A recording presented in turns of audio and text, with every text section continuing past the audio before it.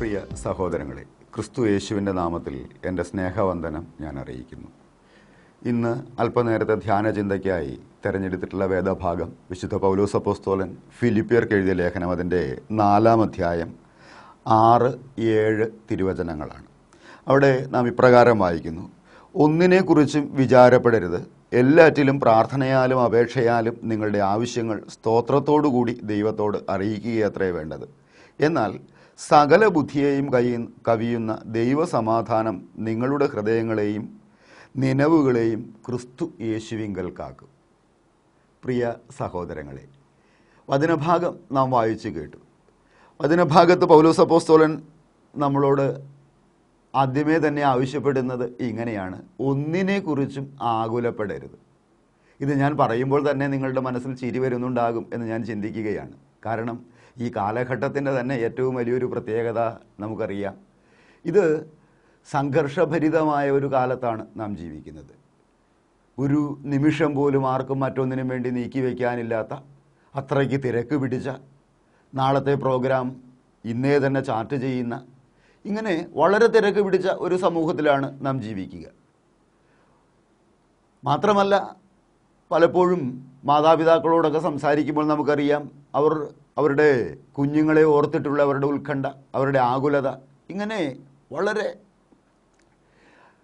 Tension പിടിച്ച ഒരു കാലഘട്ടത്തിലൂടെയാണ് നാം കടന്നു പോകുന്നത്. ഒരിക്കൽ ഞാൻ സംസാരിച്ച ഒരു മാതാപിതാക്കൾ എൻ്റെ ഓർമ്മയിലേക്ക് കടന്നു വരികയാണ്. അവർക്ക് എപ്പോഴും കുഞ്ഞിനെക്കുറിച്ചുള്ള ഉത്കണ്ഠയാണ്, ടെൻഷനാണ്. അവൻ സ്കൂളിൽ പോയി കഴിയുമ്പോൾ അവൻ എന്തെങ്കിലും സംഭവിക്കുമോ, അവൻ തിരികെ വരുമ്പോൾ ബസ്സിൽ കടന്നു വരുമ്പോൾ അവൻ എന്തെങ്കിലും സംഭവിക്കുമോ, കൊച്ചു +2 പഠിക്കുന്നതാണെന്ന് കൂടി ചിന്തിക്കണേ. അപ്പോൾ ഇങ്ങനെ ഭയങ്കര ടെൻഷനാണ്. ഇതുകൊണ്ട് തന്നെ അവരുടെ വീട്ടിൽ നിരന്തരം അസ്വാരസ്യങ്ങളായി, അമ്മ സാധാരണ സംസാരിക്കുന്നതിൽ നിന്ന് വിരുദ്ധമായി ഇത്തിരി പാരുഷ്യത്തോടു കൂടിയൊക്കെ സംസാരിക്കുന്ന ഒരവസ്ഥയിലേക്കൊക്കെ എത്തി. അപ്പോൾ ഈ അമ്മ പലപ്പോഴും പരിഭവം പറയുകയും പരാതി പറയുകയും ചെയ്ത് ഒരിക്കൽ ഞാൻ ഈ കുട്ടിയോട് വളരെ ദീർഘമായി, അമ്മ പറഞ്ഞത് ഇവൻ ഭയങ്കര കുസൃതിക്കാരനാണ്, ഇവൻ എപ്പോഴും എന്നോട് ശണ്ഠ കൂടുന്നു, അവൻ എപ്പോഴും ഒരു വഴക്കാളിയാണ് എന്ന നിലയിലൊക്കെയാണ് എന്നോട് സംസാരിച്ചത്. ഞാനപ്പോൾ ഈ കുട്ടിയോട് ഒന്ന് സംസാരിക്കാൻ തയ്യാറായി. കുട്ടിയോട് സംസാരിച്ച് കഴിഞ്ഞപ്പോഴാണ് ഒരു കാര്യം എനിക്ക് ബോധ്യപ്പെട്ടത്. പ്രശ്നം യഥാർത്ഥത്തിൽ കുട്ടിയുടേതൊന്നുമല്ല. അവൻ വളരെ നന്നായി പഠിക്കുകയും അവൻ്റെ പഠനകാര്യങ്ങളെക്കുറിച്ച് നല്ല ബോധ്യവും നല്ല ധാരണയുമുള്ള ഒരു വിദ്യാർത്ഥി തന്നെയാണ്. പ്രശ്നം യഥാർത്ഥത്തിൽ പറഞ്ഞു വന്നപ്പോഴാണ് എനിക്ക് മനസ്സിലായത്, പ്രശ്നം യഥാർത്ഥത്തിൽ ഈ അമ്മയുടെയും അച്ഛൻ്റെയും തന്നെയാണ്. കാരണം 17 വയസ്സ് എങ്കിലും ആയ ഈ കുട്ടിയെ ഒരു 17 വയസ്സുകാരനായി കാണാൻ കഴിയാത്ത പരിമിതിയാണ് യഥാർത്ഥത്തിൽ അമ്മയുടെ ചിന്തയിലുള്ളത്. കാരണം എൻ്റെ കുഞ്ഞിനെ കുറിച്ചുള്ള അളവറ്റ ഉത്കണ്ഠ, ഈ ഉത്കണ്ഠയാണ് പലപ്പോഴും ഈ അമ്മയെ ഇത്ര വ്യാകുലചിത്തയാക്കിയത്. അതുകൊണ്ട് തന്നെയാണ് ഇവൻ്റെ സംഭാഷണത്തെയും ഇവൻ്റെ പ്രവർത്തനങ്ങളെയും ഒക്കെ ആ ഒരു രീതിയിൽ വീക്ഷിക്കാൻ പോലും പലപ്പോഴും ഇവർ തയ്യാറായതിന് കാരണം. എന്തുകൊണ്ടാണ് പലപ്പോഴും നമ്മളുടെ ഇടയിൽ ഇങ്ങനെ സംഭവിക്കുക? ഇത് നാം വളരെ ധ്യാനപൂർവ്വം ഇതിൻ്റെ മുമ്പിൽ ഇരുന്ന് ചിന്തിക്കേണ്ട ഒരു വിഷയമാണ് എന്നെനിക്ക് തോന്നിപ്പോയിട്ടുണ്ട്. നമ്മൾ എന്തുകൊണ്ട് അനാവശ്യമായി, പൗലോസ് അപ്പോസ്തലൻ വചനത്തിലൂടെ നിങ്ങൾ ഒന്നിനെക്കുറിച്ചും ആകുലപ്പെടാതിരിക്കുന്നുവെങ്കിൽ, നമ്മൾ പ്രാർത്ഥനയോടും സ്തോത്രത്തോടും കൂടി നമ്മുടെ നിയോഗങ്ങളെല്ലാം ദൈവസന്നിധിയിലേക്ക് സമർപ്പിക്കുക മാത്രമാണ് ചെയ്യുന്നത് എങ്കിൽ നിങ്ങളിൽ ദൈവിക സമാധാനത്താൽ നിങ്ങളുടെ ഹൃദയം നിറയും എന്ന് തന്നെ പൗലോസ് അപ്പോസ്തലൻ പറയുമ്പോഴും എന്തുകൊണ്ട് നമ്മളിങ്ങനെ ടെൻഷൻ അടിച്ചു പോകുന്നു? എന്തുകൊണ്ട് നമ്മളിങ്ങനെ ഉത്കണ്ഠാകുലരായി പോകുന്നു? പഴയ നിയമപുസ്തകത്തിലേക്ക് നമുക്ക് ചെല്ലുമ്പോൾ അറിയാം, നമ്മൾ വളരെ പരിചിതമായ ഒരു പ്രവാചകനാണ് ഏലിയ പ്രവാചകൻ ബാൽദേവനെ ആരാധിച്ചിരുന്ന ഒരു സമൂഹത്തിൻ്റെ മുമ്പിൽ തൻ്റെ പ്രാർത്ഥനാ ശക്തി കൊണ്ട് അഗ്നി ഇറക്കി ഇവരുടെ മുമ്പിൽ തൻ്റെ വിശ്വാസത്തിൻ്റെ ദാർഢ്യവും തൻ്റെ ദൈവിക മഹത്വവും വെളിപ്പെടുത്തിയ പ്രവാചകനാണെന്ന് നമുക്കറിയാം.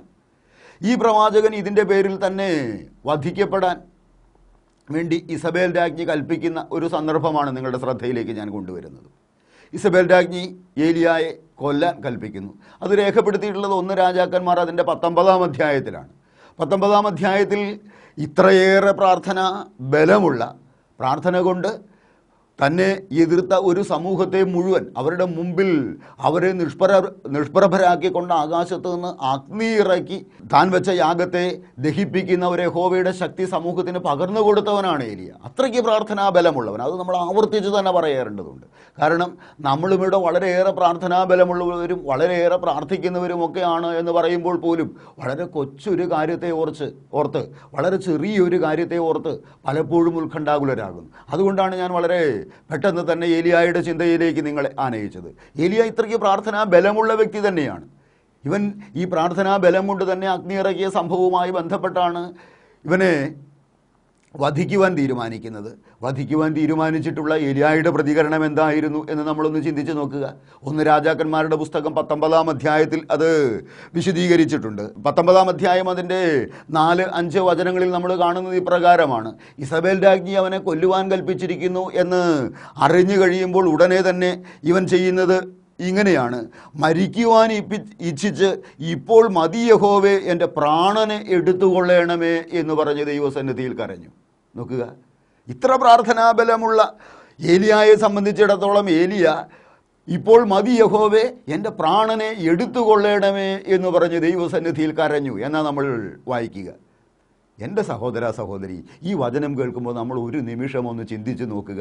നമ്മളുടെ ജീവിതത്തിൻ്റെയൊക്കെ കൊച്ചു പ്രശ്നങ്ങൾ ചെറിയൊരു ഇടർച്ചയുണ്ടായി കഴിയുമ്പോഴേക്കും നമ്മൾ ഉടനെ എന്തെന്നാ പറയുക? നെഞ്ചത്തടിച്ചിട്ട് നമ്മൾ പറയും, അയ്യോ ഞാൻ മടുത്തു, ഇതിനേക്കാൾ ഭേദമൊന്ന് ചത്താൽ മതിയായിരുന്നു. ഏലിയ പറഞ്ഞതുപോലെ തന്നെ ജീവിതത്തിൻ്റെ ചെറിയൊരു പ്രശ്നത്തിൻ്റെ മുമ്പിൽ, ജീവിതത്തിൻ്റെ ചെറിയൊരു ഇടർച്ചയുടെ മുമ്പിൽ പോലും, ഒരു പ്രതിസന്ധിയെ പോലും തരണം ചെയ്യാനാകാത്ത അവസ്ഥയിലേക്ക് നമ്മളുടെ മനസ്സിനെ നമ്മൾ കൊണ്ടുവരികയാണ്. നമ്മളോട് തന്നെ പറയുകയാണ്, ഞാൻ മടുത്തു, എനിക്ക് ഒന്ന് മരിച്ചാൽ മതിയായിരുന്നു. ഇത് പലപ്പോഴും നമ്മളൊന്ന് തിരിച്ചറിയണം. അനാവശ്യമായ ഉത്കണ്ഠയും ആകുലതയും നമ്മുടെ മനസ്സിൽ സൃഷ്ടിക്കുന്നത് ഒന്നാമതായി തെറ്റായ കാഴ്ചപ്പാടുകൾ മനസ്സിൽ വരിക എന്നുള്ളതാണ്. നമ്മൾ തെറ്റായ കാഴ്ചപ്പാടോടുകൂടി നമ്മുടെ യാഥാർത്ഥ്യങ്ങളെ നമ്മൾ കാണുവാൻ തുടങ്ങുക എന്ന് തന്നെയാണ്. കാരണം നാം പറയുന്നത് വളരെ സ്വാഭാവികമായിട്ടാണ്, എന്തായാലും തമ്പുരാൻ തന്നെ ആയുസ്സാണ്, എല്ലാവരും ഒരിക്കൽ മരിക്കും, അതുകൊണ്ട് എപ്പോഴാണെങ്കിലും ഞാൻ മരിക്കണം. അത് ഇപ്പോൾ ഈ പ്രതിസന്ധിയുടെ മധ്യത്തിലായിരുന്നുവെങ്കിൽ അതുകൊണ്ട് ഒന്ന് മരിച്ചാൽ മതിയായിരുന്നു. ഇതാണ് പലപ്പോഴും നമ്മുടെ ചിന്ത. എങ്കിൽ പിന്നെ എന്തുകൊണ്ട് എനിക്ക് ഇപ്പോൾ തന്നെ ആയിക്കൂടാ? ഇതിൽ നിന്നൊക്കെ എനിക്ക് രക്ഷപ്പെടാമല്ലോ. ഇത് തന്നെയാണ് ഏലിയായുടെ ചിന്തയും. ഞാൻ മടുത്തു യഹോവേ, ഞാൻ മടുത്തു. ഇങ്ങനെ ഈ വചനം കേൾക്കുന്ന സഹോദര, നീയും നിൻ്റെ ജീവിതത്തിൽ എത്ര പ്രാവശ്യം പറഞ്ഞിട്ടുണ്ടാകണം? എത്ര പ്രാവശ്യം ഈ ഒരു ചിന്ത നിന്നെ വേട്ടയാടിയിട്ടുണ്ടാകണം? ഇവിടെ രണ്ടാമത് നമുക്ക് കാണാം. രണ്ടാമത് ഏലിയ പറയുന്നത് അതിൻ്റെ 19-ാം അധ്യായം അതിൻ്റെ 9-ാമത്തെ വചനത്തിലൂടെയാണ്. 9-ാമത്തെ വചനത്തിൽ നാം കാണുന്നത് ഇത്രയേറെ പ്രാർത്ഥനാ ബലമുള്ള ഏലിയ ഗുഹയിൽ കയറി ഒളിച്ചു എന്നാണ്. ഒന്നാമത് ഉത്കണ്ഠ നിൻ്റെ മനസ്സിൽ സൃഷ്ടിക്കുന്നത് നിൻ്റെ മനസ്സിൽ തെറ്റായ കാഴ്ചപ്പാടുകൾ കടന്നു വരുന്നു എന്നാണ് എങ്കിൽ, രണ്ടാമത് ഇവിടെ ഏലിയായെ പോലെ നീ നിൻ്റെ ഉത്തരവാദിത്വങ്ങളിൽ നിന്ന് ഒളിച്ചോടി ഗുഹകളിൽ കയറി ഇരിക്കുക എന്നുള്ളതാണ്. അനാവശ്യമായ ഉത്കണ്ഠ, അനാവശ്യമായ ആകുലത, ഇത് നിന്നെ കൊണ്ടെത്തിക്കുന്നത് നീ ആയിരിക്കുന്ന ചില ഗുഹകളിലേക്ക് നിന്നെ കൊണ്ടെത്തിക്കുക എന്നുള്ളതാണ്. ഈ ഗുഹകൾ ഇന്നത്തെ സാമൂഹ്യ ജീവിതത്തിൽ ഏതു വേണമെങ്കിലും ആകാം. ഒരുപക്ഷെ നീ ഇന്ന് അകപ്പെട്ടിരിക്കുന്ന നിൻ്റെ മദ്യപാനത്തിൻ്റെ ഗുഹയായിരിക്കാം, നീ അകപ്പെട്ടിരിക്കുന്ന നിൻ്റെ മയക്കുമരുന്ന് സേവയുടെ ഗുഹയായിരിക്കാം, ഇല്ലെങ്കിൽ എല്ലാവരോടുമുള്ള ഈർഷ്യയുടെ ഗുഹയായിരിക്കാം, ഇല്ലെങ്കിൽ എല്ലാവരോടുമുള്ള പാരുഷ്യത്തിൻ്റെ ഗുഹയായിരിക്കാം. ഇങ്ങനെ നീ അകപ്പെട്ട് കിടക്കുന്ന ചില ഗുഹകളുണ്ട്. ഇത് തിരിച്ചറിയണം. നിൻ്റെ അനാവശ്യമായ ഉത്കണ്ഠകൾ കൊണ്ട് നിൻ്റെ മനസ്സ് തന്നെ സൃഷ്ടിച്ചിട്ടുള്ള ചില ഗുഹാമുഖങ്ങളാണിതെല്ലാം. ഈ ഗുഹകളിലാണ് നീ കയറിയിരിക്കുന്നത്. ചിലരെ കണ്ടിട്ടില്ലേ, എന്തെങ്കിലും പറഞ്ഞാൽ മതി, ഒരു വാക്ക് അവരോട് പറയുന്നതിന് മുമ്പേ അവർ ഇങ്ങോട്ട് പൊട്ടിത്തെറിച്ച് ഇരിക്കും, ഭയങ്കരമായിട്ട് ചിതറിത്തെറിച്ചിരിക്കും. ഇത് അവരുടെ മനസ്സ് തന്നെ സ്വയം സൃഷ്ടിക്കുന്ന ഒരു ഡിഫെൻസീവ് മെക്കാനിസമാണ്. ഇത് സ്വാഭാവികമായി അവർ കടന്നിരിക്കുന്ന ഒരു ഗുഹയാണ് എന്ന് തിരിച്ചറിയണം. നീ നിൻ്റെ ഉത്തരവാദിത്വങ്ങളിൽ നിന്ന് ഓടി ഒളിക്കുന്നതിന് വേണ്ടി നിൻ്റെ മനസ്സ് സ്വയം സൃഷ്ടിച്ചെടുത്തിട്ടുള്ള ഒരു ഗുഹയാണത്.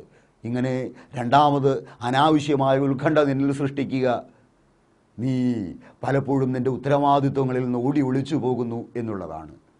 മൂന്നാമതായി സഹോദരങ്ങളെ, ഒന്ന് രാജാക്കന്മാരുടെ പുസ്തകം തന്നെ 19-ാം അധ്യായം അതിൻ്റെ 10-ാമത്തെ വചനത്തിലേക്ക് വരുമ്പോൾ നമുക്ക് കാണാം ഏലിയ അവിടെ പറയുന്നത് 10-ാമത്തെ വചനം ഇങ്ങനെയാണ്: ഞാൻ വളരെ ശുഷ്കാന്തി കാണിച്ചിരിക്കുന്നു, ഇസ്രായേൽ മക്കൾ നിന്റെ നിയമത്തെ ഉപേക്ഷിച്ച് നിന്റെ യാഗപീഠങ്ങളെ ഇടിച്ചു കളഞ്ഞിരിക്കുന്നുവല്ലോ എന്നാ ഏലിയ പറയുക. എന്നുള്ളതുപോലെ നമ്മളും പറയുന്നു, ഞാൻ ഒരാൾ തന്നെ ഈ സമൂഹത്തിൽ ഇങ്ങനെ നേരോടുകൂടി നിന്നിട്ട് എന്താ കാര്യം? ഞാൻ ഒരാൾ തന്നെ സത്യത്തിന് വേണ്ടി നിലനിന്നിട്ട് എന്താ കാര്യം? ഞാൻ തന്നെ ഇതിനു വേണ്ടി വാശി പിടിച്ചിട്ട് എന്താ കാര്യം? ഇങ്ങനെ പലപ്പോഴും നീ തിരിച്ചറിയുക, നീ ഈ കയറിയിരിക്കുന്ന ഗുഹകളിൽ ഇരുന്നിട്ട് നീ നിൻ്റെ ഉത്തരവാദിത്തങ്ങളെ മറന്ന് നീ മറ്റുള്ളവരെ പഴിക്കാൻ തുടങ്ങുക എന്നുള്ളതാണ് 3-ാമത്തെ പ്രത്യേകത.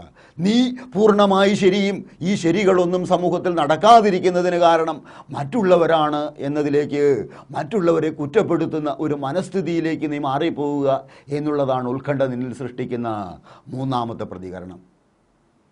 എന്നിട്ട് ഇതിന് സ്വയം നീതീകരണവും നമ്മൾ കണ്ടെത്തും. എനിക്ക് ചെയ്യുന്നതിനൊരു പരിമിതിയുണ്ട്, എനിക്ക് ചെയ്യുന്നതിനൊരു പരിധിയുണ്ട്.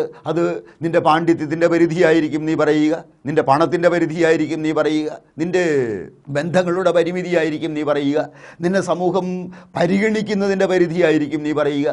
ഇങ്ങനെ ഒത്തിരി പരിധികൾ നീ പറഞ്ഞ് നീ എപ്പോഴും മറ്റുള്ളവരെ കുറ്റപ്പെടുത്തുന്ന ഒരുവനായി മാറിപ്പോയിക്കൊണ്ടിരിക്കും. ഇത് പലപ്പോഴും നിൻ്റെ മനസ്സ് സൃഷ്ടിക്കുന്ന ഒരു പ്രതികരണം മാത്രമാണ്. അതുകൊണ്ട് സഹോദരങ്ങളെ, 4-ാമത്തെ ചിന്തയിലേക്ക് നമുക്ക് കടന്നു വരാം. 4-ാമതായി ഒന്ന് രാജാക്കന്മാർ അതിൻ്റെ 19-ാം അധ്യായം 18-ാമത്തെ വചനത്തിലേക്ക് നമുക്ക് ചെല്ലുമ്പോൾ നമുക്ക് കാണാം, അനാവശ്യമായ ഉത്കണ്ഠയും ആകുലതയും യഥാർത്ഥത്തിൽ നിൻ്റെ മനസ്സിൽ നിന്ന് യഥാർത്ഥ കാഴ്ചകൾ എന്ന് വെച്ചാൽ യാഥാർത്ഥ്യത്തെ ആ യാഥാർത്ഥ്യ ബോധത്തോടുകൂടി കാണുന്ന കാഴ്ച നിന്നിൽ നിന്ന് മറച്ചു വയ്ക്കുന്നു. ഇതാണ് നിനക്ക് സംഭവിക്കുക. കാരണം ഉത്കണ്ഠയോടുകൂടി നിൻ്റെ കാഴ്ചകളെയെല്ലാം നിയന്ത്രിക്കുന്നത് നിൻ്റെ മനസ്സിൻ്റെ ഉത്കണ്ഠകളും ആകുലതകളുമാണ്. നിൻ്റെ മനസ്സിലുള്ള ഈ അനാവശ്യമായ ടെൻഷനാണ് നിൻ്റെ എല്ലാ കാഴ്ചകളെയും നിയന്ത്രിക്കുന്നത്. ഈ കാഴ്ചകളെ ഇങ്ങനെ നിയന്ത്രിക്കാൻ ഇടവരുന്നത് കൊണ്ട് തന്നെ പലപ്പോഴും അത് യഥാർത്ഥമായ കാഴ്ച ആയിക്കൊള്ളണം എന്നില്ല, നീ കാണുന്നതായിക്കൊള്ളണം ശരി എന്നില്ല. പക്ഷേ നീ കണ്ട നിൻ്റെ മനസ്സിൻ്റെ ഈ പരികൽപ്പനയിൽ നീ കടിച്ചു തൂങ്ങിക്കിടന്ന് അതിനുവേണ്ടി ശാഠ്യം പിടിക്കുകയും അതിനുവേണ്ടി മറ്റുള്ളവരോട് വഴക്കടിക്കുകയും ചെയ്യുന്ന ഒരവസ്ഥയായിരിക്കും പലപ്പോഴും നിന്നെ ഭരിക്കുക. ഏലിയായും ഇവിടെ ഈ ഒരവസ്ഥയിലൂടെ തന്നെയാണ് കടന്നു പോകുന്നത്. അതുകൊണ്ട് എൻ്റെ പ്രിയപ്പെട്ട സഹോദര സഹോദരി, ഞാൻ പറയട്ടെ, നമ്മൾ എത്ര പ്രാർത്ഥിക്കുന്നവരാണെന്ന് പറഞ്ഞാലും നമ്മുടെ എല്ലാ ടെൻഷനും എല്ലാ ആകുലതയും ഓരോ നിമിഷവും ദൈവസന്നിധിയിലേക്ക് കടന്നു വന്നിട്ട് നിൻ്റെ മനസ്സിനെ ആകുലത ഭരിക്കാൻ ഇടവരാതെ, ഒരു പ്രശ്നങ്ങളും നിൻ്റെ ശിരസിൽ കൂടുവയ്ക്കുവാൻ ഇടവരാതെ, നീ എല്ലാ പ്രശ്നങ്ങളുടെയും മുകളിൽ കയറിയിരുന്ന് ദൈവത്തോട് പ്രാർത്ഥിക്കുന്ന ഒരുവനായി നീ മാറണം. അതുകൊണ്ടാണ് കർത്താവ് വചനത്തിലൂടെ മത്തായിയുടെ സുവിശേഷത്തിലൂടെ നമ്മളോട് പറയുന്നത്, നിനക്ക് കടുകുമണിയോളം വിശ്വാസമുണ്ട് എങ്കിൽ ഈ മലയോട് നീങ്ങി കടലിൽ പോക എന്ന് പറഞ്ഞാൽ അത് കടലിൽ ചാടുക തന്നെ ചെയ്യുമെന്ന് പറയുന്നത്. ഇവിടെ നാം കാണുന്ന ഈ മല എന്ത് തന്നെയാണ്? നിൻ്റെ പ്രശ്നങ്ങളാകുന്ന മല, നിൻ്റെ അനാവശ്യമായ ഉത്കണ്ഠകളും ആകുലതകളുമാകുന്ന ഈ മല. ഈ മലകൾ ഒരിക്കലും നിൻ്റെ ശിരസിലേക്ക് കൂടുവയ്ക്കുകയല്ല, ഇതിൻ്റെ എല്ലാം മുകളിൽ കയറി ഇരുന്നിട്ട് വേണം നീ പ്രാർത്ഥിക്കുവാൻ. അനാവശ്യമായ ഉത്കണ്ഠകളെയും അനാവശ്യമായ ആകുലതകളെയും ഒക്കെ നീ പ്രാർത്ഥനയോടുകൂടി ദൈവസന്നിധിയിലേക്ക് സമർപ്പിക്കുക. ഇതാ പൗലോസ് അപ്പോസ്തലൻ നിന്നോട് ആവശ്യപ്പെടുന്നത്. അപ്പോഴാണ് ഇവിടെ ഏലിയായ്ക്കും സംഭവിക്കുന്നത് നമുക്ക് കാണാം. 19-ാം അധ്യായം അതിൻ്റെ 18-ാമത്തെ വചനത്തിലൂടെ നമുക്ക് കാണാം, ഏലിയ യഥാർത്ഥത്തിലുള്ള കാഴ്ച എന്താണെന്ന് ഒരിക്കലും അറിയുന്നില്ല. ഏലിയ കാണുന്നത് എന്തുമാത്രമാണ്? മറ്റുള്ളവരെ പഴിച്ചുകൊണ്ട് പറയുകയാണ്, ഞാനേറെ ശുഷ്കാന്തി കാണിച്ചു, ഞാൻ ഒരാൾ മാത്രം ഇവിടെ ഉണ്ടായിട്ട് എന്താ കാര്യം? മറ്റുള്ളവരെല്ലാം ഇതാ യാഗപീഠങ്ങളെ തകർത്ത് കളഞ്ഞിരിക്കുന്നു, ഒരുവൻ മാത്രം യഹോവ ഭക്തിയുമായി ദൈവത്തോട് ആശ്രയം വെച്ച് ഒരുവൻ മാത്രം നിൻ്റെ ദൈവസന്നിധിയിൽ ഇങ്ങനെ ഇരുന്നിട്ട് എന്താ കാര്യം? എല്ലാവരും യാഗപീഠങ്ങളെ ഇടിച്ചു കളഞ്ഞു, എല്ലാവരും വിശുദ്ധിയിൽ നിന്ന് മാറിപ്പോയി. പക്ഷേ ഇത് യഥാർത്ഥത്തിലുള്ള കാഴ്ചയായിരുന്നോ ഏലിയ കണ്ടത്? അല്ല എന്ന് വചനം നമ്മളെ പഠിപ്പിക്കുന്നു. അതുകൊണ്ട് അനാവശ്യമായ ഉത്കണ്ഠയും ആകുലതയും കടന്നു വരുമ്പോൾ നമുക്ക് സംഭവിക്കുന്ന കാര്യം ഇതാണ്, നമ്മളിൽ നിന്ന് യഥാർത്ഥമായ കാഴ്ചയും കാഴ്ചപ്പാടുകളും മറഞ്ഞു പോകുന്നു. നാം യാഥാർത്ഥ്യത്തിലേക്ക് മടങ്ങി വരിക. തമ്പുരാൻ നമ്മളോട് ആവശ്യപ്പെടുന്നത് ഇതാണ്. അതുകൊണ്ട് തന്നെ ഇവിടെ 19-ാമത്തെ വചനത്തിലൂടെ നാം കാണുന്നത് ഇതാണ്, എന്നാൽ ബാലിനു മടങ്ങാത്ത മുഴങ്കാലും അവനെ ചുംബനം ചെയ്യാത്ത വായുമുള്ളവരായി ആകെ 7000 പേരെ ഞാൻ ഇസ്രായേലിൽ ശേഷിപ്പിച്ചിരിക്കുന്നു. നോക്കുക, ഏലിയ ഇത്ര നേരം വിലപിച്ചത് ഞാൻ ഒരുവൻ മാത്രമാണ് യഹോവേ എന്ന് പറഞ്ഞാണ് എങ്കിൽ ഇവിടെ വചനത്തിലൂടെ നാം വായിക്കുന്നത് ഇപ്രകാരമാണ്. ബാലിന് മടങ്ങാത്ത മുഴങ്കാലുകളുമായി ഏലിയ ഒരുവൻ മാത്രമല്ല യഥാർത്ഥത്തിൽ ഉണ്ടായിരുന്നത്.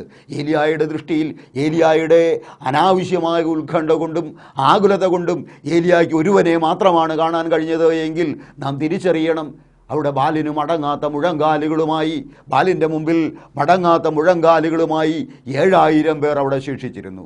7 എന്നുള്ളത് ബൈബിളിലെ ഒരു പൂർണ്ണസംഖ്യയാണ്. 1000 എന്നുള്ളത് അളവറ്റ എന്ന നിലയിൽ തന്നെയാണ് പഴയ നിയമപുസ്തകങ്ങൾ പ്രയോഗിക്കുന്നത്. അതുകൊണ്ട് ഒരു പൂർണ്ണസംഖ്യ എന്ന നിലയിൽ, 7 പൂർണ്ണസംഖ്യ എന്ന നിലയിൽ ബാൽ ഒരുവൻ മാത്രമല്ല, 7000 എന്ന അർത്ഥത്തിലല്ല നാം അതിനെ കാണേണ്ടത്. വലിയൊരു സമൂഹം തന്നെ യഥാർത്ഥത്തിൽ ബാലിന് മടങ്ങാത്ത മുഴങ്കാലുകളുമായി ഇസ്രായേലിൽ ശേഷിച്ചിരിക്കുന്നു ഏലിയായ്ക്ക് ഒപ്പം. പക്ഷേ ഏലിയയുടെ മനസ്സിൽ ഇസബേൽ രാജ്ഞി വധിക്കുമെന്ന് പറഞ്ഞു കഴിഞ്ഞപ്പോൾ ഈ ഒരു ഉത്കണ്ഠയും ആകുലതയുമല്ലാതെ, താൽക്കാലികമായി മരണത്തിൽ നിന്ന് രക്ഷപ്പെടുക എന്നുള്ള ഒരു ആകുലതയും ഉത്കണ്ഠയുമല്ലാതെ, തൻ്റെ ജീവനെക്കുറിച്ചുള്ള ഉത്കണ്ഠയല്ലാതെ മറ്റൊന്നുമില്ലാതിരുന്നത് കൊണ്ട് ഇവൻ്റെ മനസ്സിൽ ഇവന് യാഥാർത്ഥ്യങ്ങളെ കാണാനായില്ല. അതുകൊണ്ട് എന്നെ കേൾക്കുന്ന പ്രിയപ്പെട്ട സഹോദര സഹോദരി, നിൻ്റെ മനസ്സിൽ നിൻ്റെ ഈ കൊച്ചു ജീവിതത്തെ ഓർത്ത് നിനക്കുണ്ടാകുന്ന ആകുലതകളിലും നിൻ്റെ ഉത്കണ്ഠകളും നിൻ്റെയും ഈ മേഖലകളിലൂടെയാണ് കടത്തിക്കൊണ്ടുപോവുക.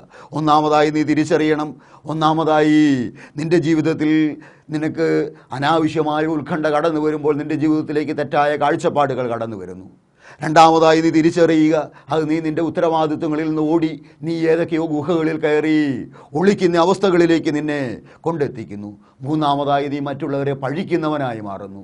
ഇതെല്ലാം നീ തിരിച്ചറിയണം. നീ നിൻ്റെ യാഥാർത്ഥ്യങ്ങളെ യാഥാർത്ഥ്യബോധത്തോടു കൂടി കാണാതെ മാത്രമാണ് നീ ഉത്കണ്ഠയും ആകുലതയും അനുഭവിച്ച് നിൻ്റെ ജീവിതത്തെ ക്ലേശകരമാക്കുന്നത്. അതുകൊണ്ട് നിൻ്റെ എല്ലാ പ്രശ്നങ്ങളുടെയും മധ്യത്തിലേക്ക് ക്രിസ്തുവിനെ പ്രതിഷ്ഠിക്കുകയും ക്രിസ്തുവിനോടുള്ള പ്രാർത്ഥനയോട് കൂടി നിൻ്റെ പ്രശ്നങ്ങളെയെല്ലാം ആ ക്രൂശിലേക്ക് സമർപ്പിക്കുകയും ചെയ്താൽ പൗലോസ് അപ്പോസ്തലൻ പറയുന്നു, ദൈവികമായ സമാധാനം നിൻ്റെ ഹൃദയത്തിൽ നിറയും. ഈ വചന കേൾവി അതിന് മുഖാന്തിരമായി മാറട്ടെ എന്ന് നമുക്ക് പ്രാർത്ഥിക്കാം. നാം എവിടെയാണോ ആയിരിക്കുന്നത് അവിടെ നമ്മളുടെ കണ്ണുകളെ അടച്ച് കരങ്ങൾ കൂപ്പി ദൈവസന്നിധിയിൽ വചനത്തിൻ്റെ മുമ്പിൽ നമുക്കായിരിക്കാം. വാഴ്ത്തപ്പെട്ട കർത്താവേ, ഈ നല്ല സമയത്തിനായി ഞങ്ങൾ അങ്ങയെ സ്തുതിക്കുന്നു. ഇതുവരെ ഞങ്ങൾ അങ്ങയുടെ വചനത്തെ ധ്യാനിക്കുകയായിരുന്നുവല്ലോ. പൗലോസ് അപ്പോസ്തലൻ ഞങ്ങളുടെ എല്ലാ ആകുലതകളെയും ദൈവസന്നിധിയിലേക്ക് സമർപ്പിക്കുവാൻ ആവശ്യപ്പെടുന്നു. ഞങ്ങളുടെ എല്ലാ പ്രശ്നങ്ങളും ദൈവസന്നിധിയിലേക്ക് സമർപ്പിക്കുന്നതിലൂടെ ദൈവികമായ സമാധാനം ഞങ്ങളുടെ ഹൃദയത്തിൽ നിറയും എന്ന് അപ്പോസ്തലൻ ഞങ്ങളെ പഠിപ്പിക്കുകയായിരുന്നുവല്ലോ. ദൈവമേ, ഞങ്ങളുടെ എല്ലാ പ്രശ്നങ്ങളും ആകുലതകളും അങ്ങയുടെ തിരുസന്നിധിയിലേക്ക് ഞങ്ങൾ സമർപ്പിക്കുന്നു. ഞങ്ങളുടെ പ്രശ്നങ്ങൾക്കും ആകുലതകൾക്കും ഇടയിൽ ഞങ്ങൾ തെറ്റായ കാഴ്ചപ്പാടുകളിലൂടെ, തെറ്റായ ബോധ്യങ്ങളിലൂടെ ഞങ്ങളായിരിക്കുന്ന ഗുഹകളിൽ നിന്നെല്ലാം പുറത്തു വന്ന് ഉത്തരവാദിത്വമുള്ള ഒരു കുടുംബസ്ഥനായി, ഉത്തരവാദിത്വമുള്ള ഒരു ഇടവകാംഗമായി, ഉത്തരവാദിത്വമുള്ള ഒരു സാമൂഹ്യ ജീവിയായി ഈ സമൂഹത്തിൻ്റെ ജീവിതത്തിൽ ഇടപെടുവാൻ ഞങ്ങൾക്ക് ഇടവരണമേ എന്ന് ഞങ്ങൾ പ്രാർത്ഥിക്കുന്നു. കർത്താവായ യേശുവേ, ഞങ്ങൾ പൂർണ്ണമായി ഞങ്ങളെ തന്നെ തിരുസന്നിധിയിലേക്ക് സമർപ്പിക്കുന്നു. ദൈവികമായ സമാധാനത്തെ ഞങ്ങളുടെ ഹൃദയങ്ങളിൽ നിറയ്ക്കണമേ എന്ന് ഞങ്ങൾ പ്രാർത്ഥിക്കുന്നു. ശുദ്ധിമതിയായ മാതാവേ, സകല പരിശുദ്ധന്മാരുമേ, ഞങ്ങൾക്ക് വേണ്ടി മാധ്യസ്ഥം വഹിക്കണമേ. പിതാവിൻ്റെയും പുത്രൻ്റെയും പരിശുദ്ധാത്മാവിൻ്റെയും നാമത്തിൽ തന്നെ.